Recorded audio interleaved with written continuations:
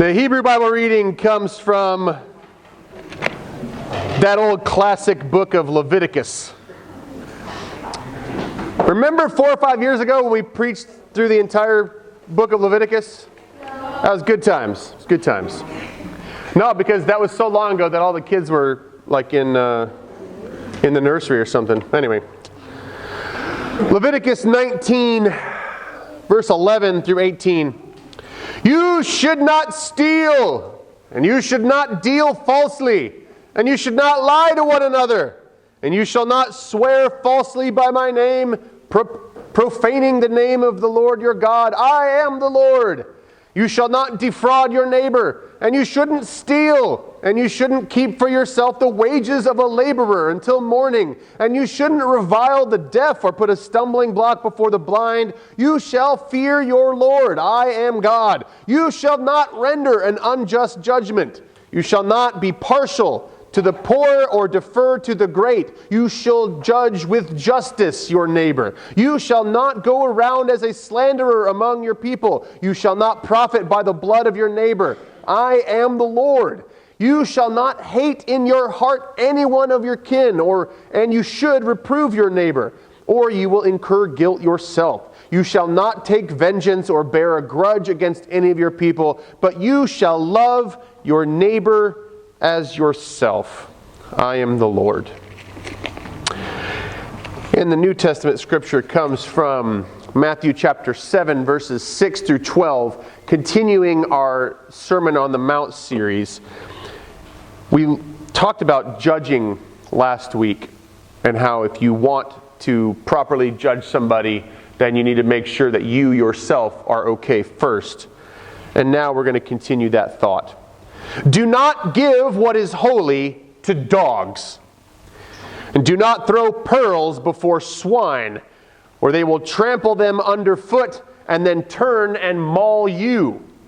Ask, and it will be given to you. Search, and you will find. Knock, and the door will be opened to you. For everyone who asks receives, and everyone who searches finds, and for everyone who knocks the door will be opened. Is there any among you who, if your child asks for bread, will give a stone?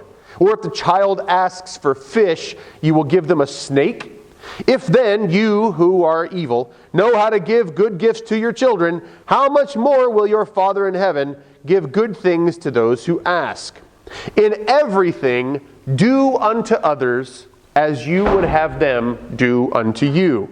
For this is the law and the prophets. And this is the word of the Lord. Nice. Well done that time. I want to remind everybody again about the Sermon on the Mount, as I lose my balance. The Sermon on the Mount is all built on itself, right? It's like a math equation where when you first go into a math class, you learn the basics, you learn addition, but you can't really learn subtraction until you learn addition, and you certainly can't learn multiplication or division until you learn the basics. The Sermon on the Mount is just like that. So the things that we're going to talk about today are built upon the things that we have already learned. So, for example, if you have not dealt with your anger yet, none of this is relevant. If you have not learned that other people are not worth your contempt, none of this is relevant. If you have not learned that people do not exist for your own benefit, none of this is relevant. Okay? So, this part in particular is built on what we talked about last time. Last time, we talked about judging others. About seeing something in someone else that you don't like. Seeing something in somebody else that maybe you are doing wrong yourself. Put that aside. Sometimes, let's do the audience participation thing. Would you say that sometimes there is a reason for you to want to correct somebody? Or to make a judgment about them? Right? Is there a reasonable reason that you might do that sometimes? Absolutely. If you are going to do that, should you do it if you yourself are guilty of much more than that? No. That's one of those times when Christians should, what was the phrase we used last week? Shut your mouth. Right. That might be a very good thing that you want to do, that you want to talk to them about. But if you're doing it yourself, you have zero credibility, just shut your mouth. Now we're going to talk about something different. Jesus says, do not give what is holy to dogs, and do not throw pearls before swine. Now, our initial read on this, or maybe even just what we've been told for our entire lives, is that this verse means that there are some things that are worthy, some things that are holy, and there are some people who are not holy or not worthy of those things. Right? Don't take the good stuff and give it to non-worthy people. Let me just ask you, does this sound like Jesus, who in the previous chapter said something to the effect of, God gives sunshine and rain to everybody, be like God?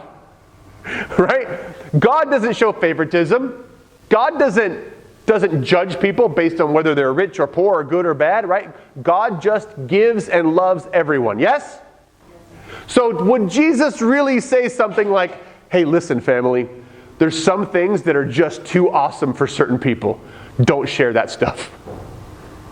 Are you with me? Does that sound like Jesus or not so much? I'm going with not so much. So what is an alternative reading? What makes more sense in the context? What did Jesus just talk about? Judging people, right? Sometimes you see somebody and you want the best for them. Yes? You have family members, you have friends, and you really, really want something good for them. I remember when I was 19, it was about this time of year, maybe a little bit after, because I remember we were going Christmas shopping, and me and my sister are driving, and I remember looking at her, and I was so nervous, the kind of nervous like right before you ask somebody out. Because I wasn't going to ask my sister out. But what I was going to do is talk to her about Jesus. Right? Now my sister believed in God back then, right? Went to church, blah, blah, blah. But I didn't feel like she took it seriously enough. I felt like she needed to accept Jesus in her heart. I felt like she really needed to make a commitment, right? And so I opened up this conversation with her, like, listen, I know that you've been hanging around with so-and-so, and I know that you aren't going to church, and you're not going to youth group as much as you should, and I just laid out what my heart was that I really wanted her to experience God in the way that I was. I wanted her to, what I really thought, if I'm being honest with everybody, is that she was just faking it and was going to end up going to hell unless she changed her mind. That's what I really thought, but I didn't actually go that far. But I leaned very heavily on her that she needed to do things more like me. We had some version of this conversation before, and she never seemed particularly receptive to it. And yet, here I was for the 40th time bringing it up again.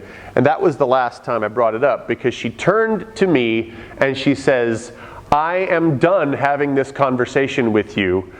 I am not like you. You are too good for me. I don't want to be like that. And she just let me have it. In no uncertain terms, I don't want to talk about this anymore. You're making me feel bad. I can't be like you. Some people are just not like you, blah, blah, blah, blah, blah. And made it very clear that this was a conversation that we were never going to have again. And as I reflect back, this is what Jesus was talking about. It's not that my sister was, a dog or a swine or anything like that. But let's just play this out, because Jesus likes to use parables, and Jesus isn't really into making fun of people. So let's assume for a second that he's not calling bad people dogs or swine. But what happens if you take something holy, say, a cross or a Bible, and you try to give it to your dog? What happens? They smell it, and then they do what? They might chew it, but probably not, actually, because dogs don't tend to chew things that they can't eat.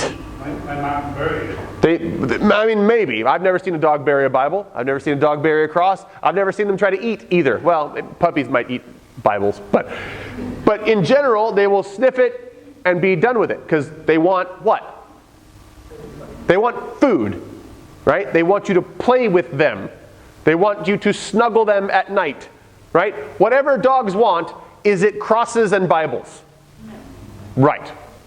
So if you have a string of pearls and you somehow find a feral hog in Texas, which there are many, and you think to yourself, you know, that feral hog would just look really, really sweet with a set of pearls. It might look cute. The hog doesn't think so, and so you try to put these pearls on this feral hog, and what happens? You die. That's essentially exactly what happens. You try to do it, they will ignore the pearls because they can't eat the pearls. They don't want them. They don't see the value in it. But they do see the value in tearing you up and eating you. Right? It's not that Jesus is saying that watch out, don't talk to certain people or they might kill you. What Jesus is saying is that if you persist in trying to shove something onto somebody who doesn't want it, need it, or appreciate it, you will eventually wear out your welcome and they will turn on you and say, stop it, get out of my life. I assume that because you're sitting here, no one has actually killed you for doing these sort of things. But I presume that everybody has had a similar experience, either receiving or giving, where you have tried to force somebody to get on board with what you want them to get on board with, or somebody has tried to force you to get on board, and finally that relationship just snapped because a relationship cannot sustain one person in that relationship continuing to try and change the other person while the other person is saying, please stop. That lack of boundaries is so damaging to relationships that the relationship will end eventually because of it. Have you all been in similar situations to this? I was so guilty of this because I was told by my church that I had to go out and get people to come to church, or else I wasn't a good Christian and I might be responsible for them going to hell. This is what I was taught. So I went out there and I thought, well, my uncomfortability and even my relationship with this person is less important than me maybe getting them to church. So I just went out there and I was obnoxious about this kind of stuff. You got to come to church, you got to come to church, you got to come to church. How many times can somebody say no without somebody getting the hint? In normal relationships, where you don't have this sort of ulterior motive, how many times do you want to ask somebody about something? Hey, do you want some lasagna? No thanks, I don't like lasagna. If you are a friend, how many more times are you going to try to push that lasagna on somebody? None, because the person already said, I don't want it, I don't like it. But Christians have this weird way of assuming that we know best for everybody else. Have you experienced this? Maybe you're not that Christian, and thank God, right? But maybe you have experienced other Christians being like this, or heard about other Christians being like this. This moral superiority that we walk around with as if we know better than anybody else what is best for them gets us into this kind of trouble. Say one of your friends is on drugs. I'm sure that nobody in this room struggles with this, and no one has ever had this kind of stuff happen. But let's just pretend that one of your friends is on drugs and having a really hard time and they're damaging their life. Should you talk to them about it? Yes. Caveat, if you are also on drugs, probably don't. Okay? But if you're clean and you're handling your life, then yes, you should probably talk to them about it. What if they say, I hear you, I don't care, please stop talking about it? Then what? Do you keep bringing it up over and over and over? But you know best for them, don't you? Yes. You got to make a decision. Can you be friends with this person as they are? Yeah. Even if they're on the drugs? Maybe. That's a good answer. Because sometimes people can get toxic, right? Sometimes people can make less than ideal choices. So you have to make that decision. Even if they never stop taking the drugs, are you going to be able to be a friend to them? And guess what? It is okay to say no. It is okay to say, I can't do this. Is it okay to say, I'm going to talk to you about this over and over and over and over and over again and shame you until you eventually stop talking to me altogether? Right, exactly. See, kids get this right away, right? Kids, if you've got a friend who's into drugs, might be best to not be friends with them. Well, because statistics show that if you are friends with somebody who does drugs long enough, you will also do drugs. Got it. Like that's just what will happen.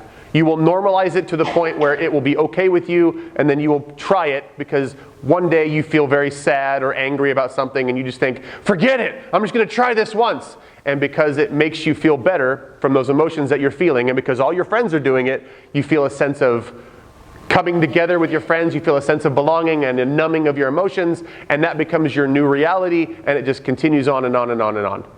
That's worth the price of admission right there. Where have you ever heard that before? Right? Drugs are amazing. Drugs are super, super good for one particular thing, and that is numbing your emotions.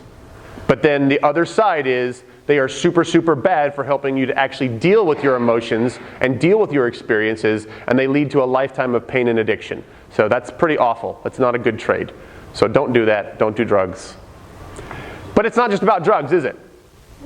Hey, listen, I couldn't help but notice that you are in a relationship that I don't like.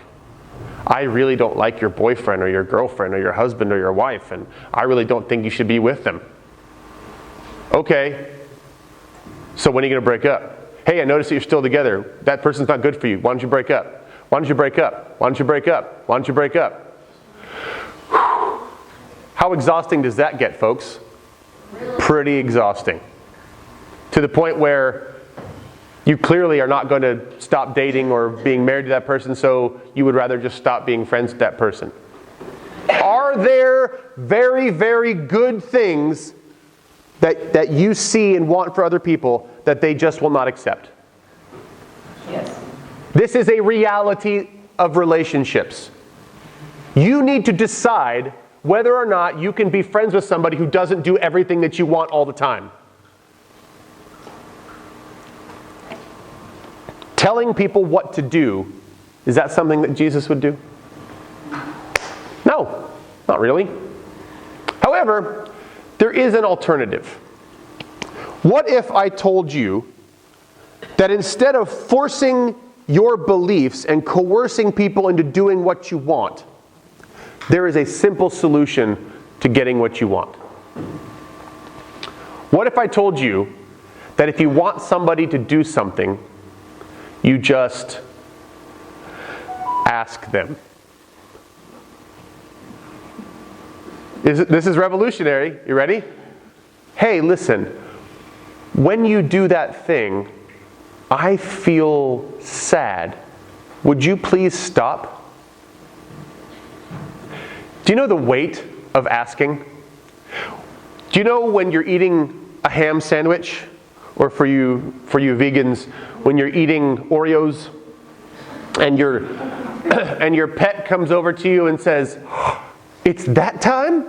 It's snack time?" And you're eating your ham sandwich or your Oreos or whatever, and you look down at your dog and they're like this.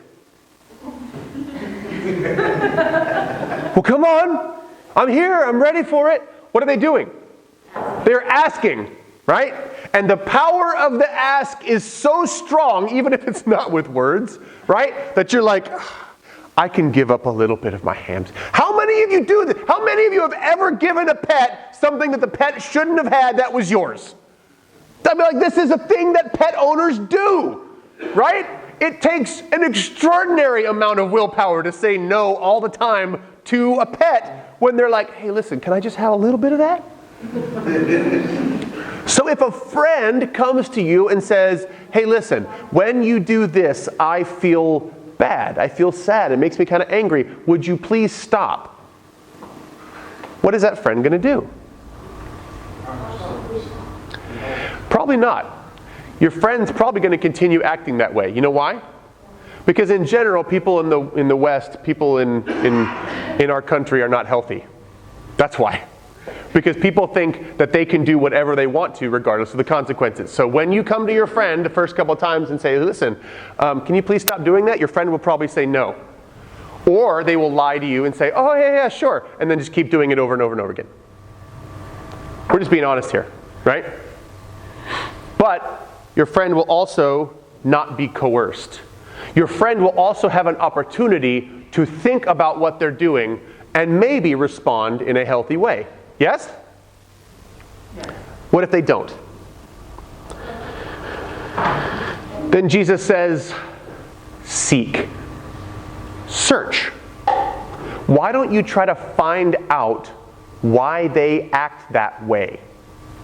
Why don't you try to get to the bottom of things? Why don't you try to listen to them with curiosity? Instead of, how can I get you to do what I want? Why don't you shift your posture to something like, how can I understand this person